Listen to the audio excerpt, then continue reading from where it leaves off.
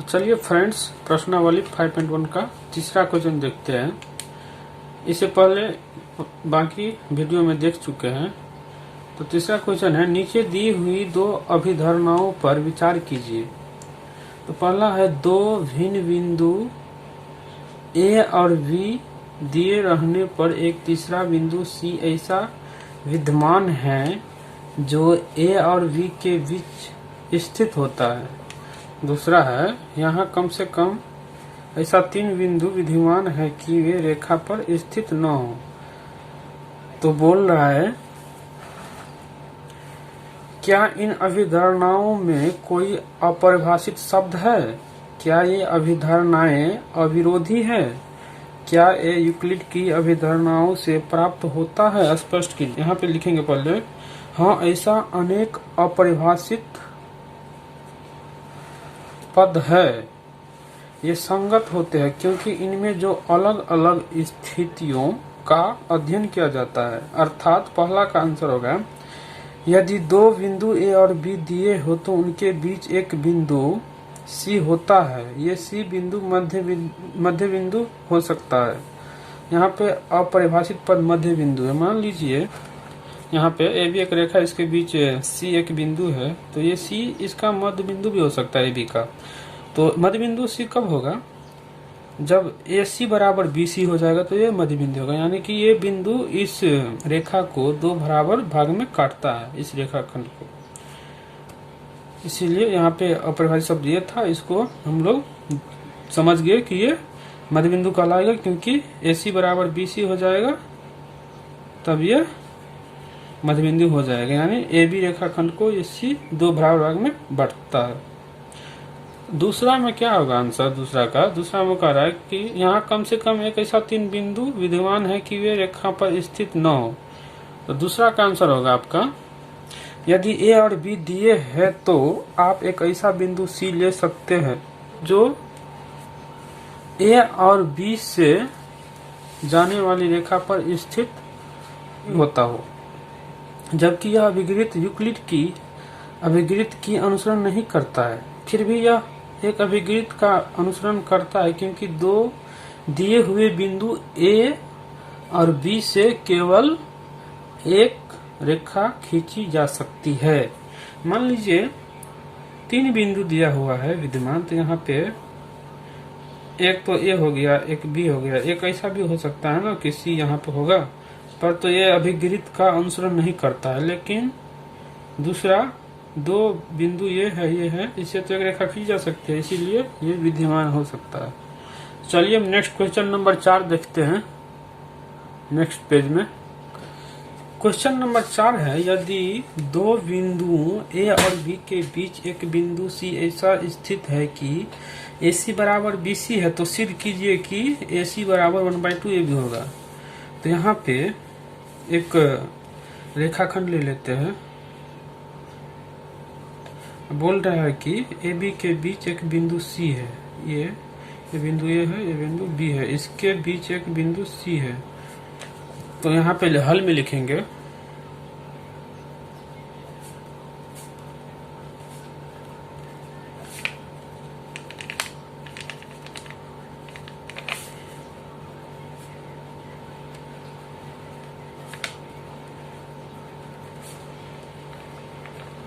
ए और बी के बीच एक बिंदु सी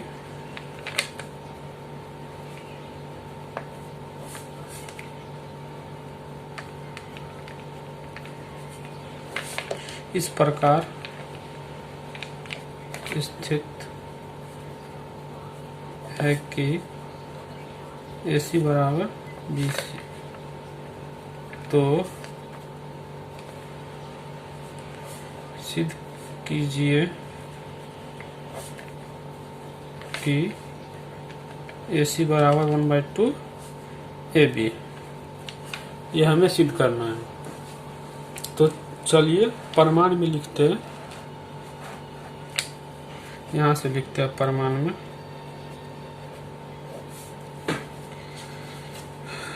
चूंकि ए सी प्लस बी सी बराबर ए बी है, क्योंकि AC और BC को जोड़ेंगे तो AB हो जाएगा। यहाँ पे आप देख सकते हो AC और BC को जोड़ेंगे तो टोटल AB हो जाएगा, वही को मैं यहाँ पे लिख लिया। और यहाँ पे क्या दिया हुआ है, AC बराबर BC, यानी BC बराबर AC है, तो यहाँ पे BC के जगह पे हम AC लिख सकते हैं ना, BC बराबर AC, तो यहाँ पे ये लिख सकते हैं।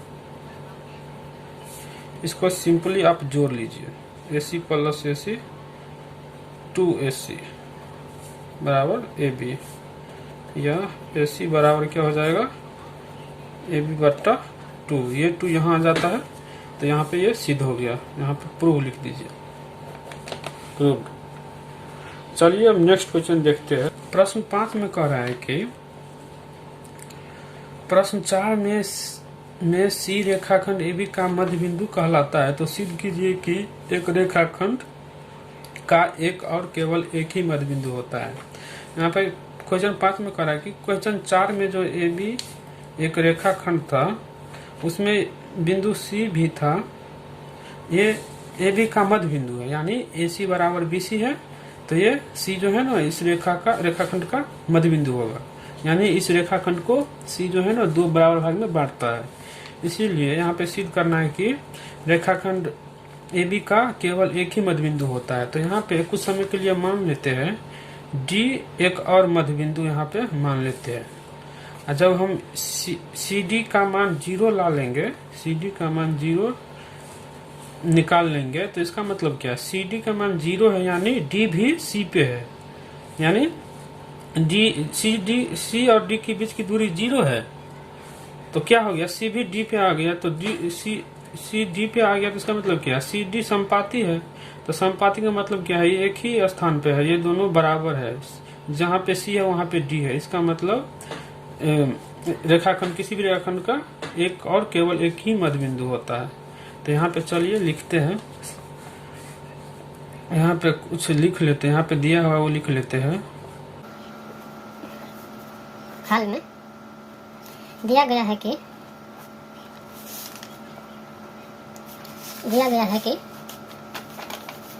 C रेखाखंड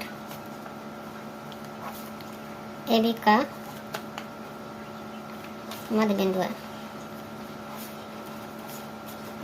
साथ सिद्ध करना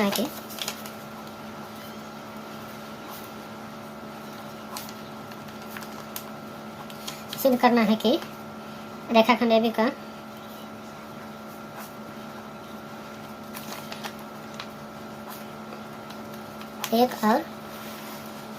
का एक और केवल एक ही मध्य बिंदु है। अब फिर यहाँ पे मानेंगे, यहाँ पे रेखाखंड यहाँ पे ले लेते हैं, माना कि D एक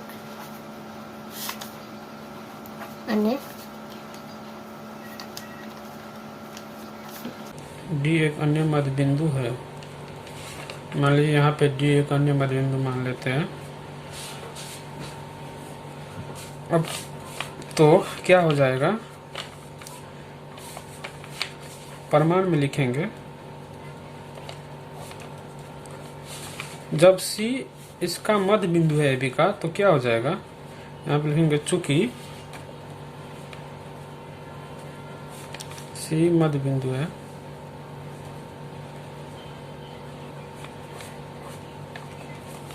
इसीलिए AC बराबर BC होगा, इसको 1 मानो। अब फिर इसी प्रकार D भी मध्य बिंदु है,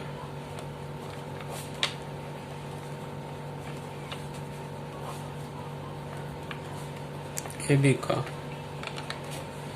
मध्य बिंदु है AB का, इसीलिए क्या हो जाएगा, AD बराबर BD। इसको 2 मानेंगे और 2 मान के 1 में से 2 को घटा देंगे।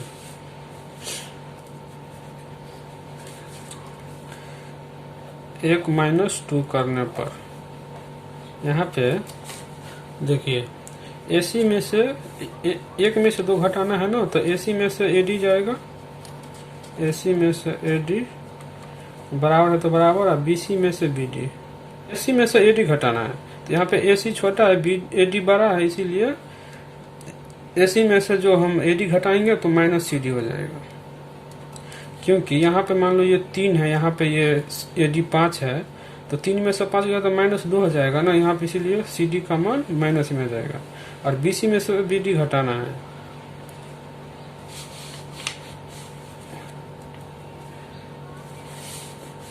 तो BC में से BD घटाना, तो BC में से BD कितना बचेगा, BC में से BD घटाना तो कितना बचेगा, CD बचेगा। देखिए यहाँ पे CD लिख लेते हैं, यहाँ पे CD लिख लिया, या इस साइड इसको ले जाएंगे, इसको उल्टा कर लेते एक बार। अब CD को इस साइड ले आते हैं तो कितना हो जाएगा, 2CD, यानी ये साइड 0 बचाए, कुछ बचेगा ही नहीं, इसीलिए CD बराबर क्या हो जाएगा, 0/2, यानी CD का मान 0 हो गया। तो यहाँ पे हम लिखेंगे, दूसरा पेज ले लेते हैं,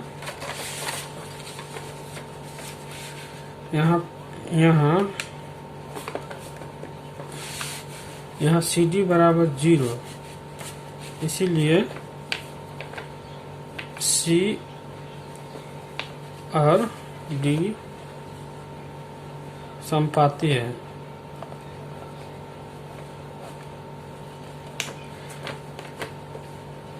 इससे यह स्पष्ट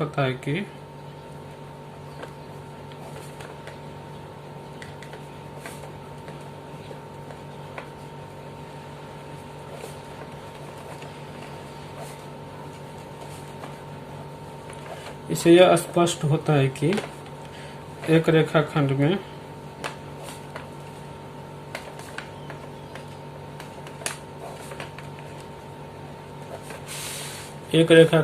एक और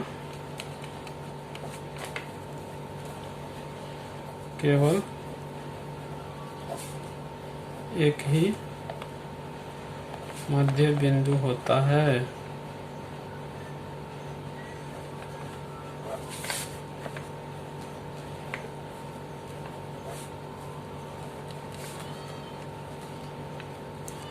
सिद्ध हो गया। चलिए नेक्स्ट क्वेश्चन में देखते हैं। क्वेश्चन नंबर 6 में है, आकृति में यदि AC बराबर BD, AC बराबर ये है ना AC बराबर ये BD है, तो सिद्ध कीजिए कि AB बराबर CD होगा, AB बराबर ये CD होगा। तो यहाँ पे लिखेंगे, दिया गया है कि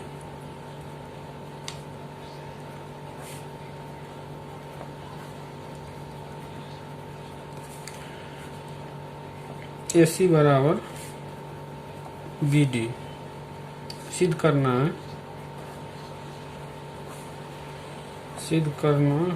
है कि AB बराबर CD। तो यहाँ पे लिखेंगे प्रमाण में AC बराबर BD तो दिया गया है, यहाँ पे लिख देंगे प्रश्न से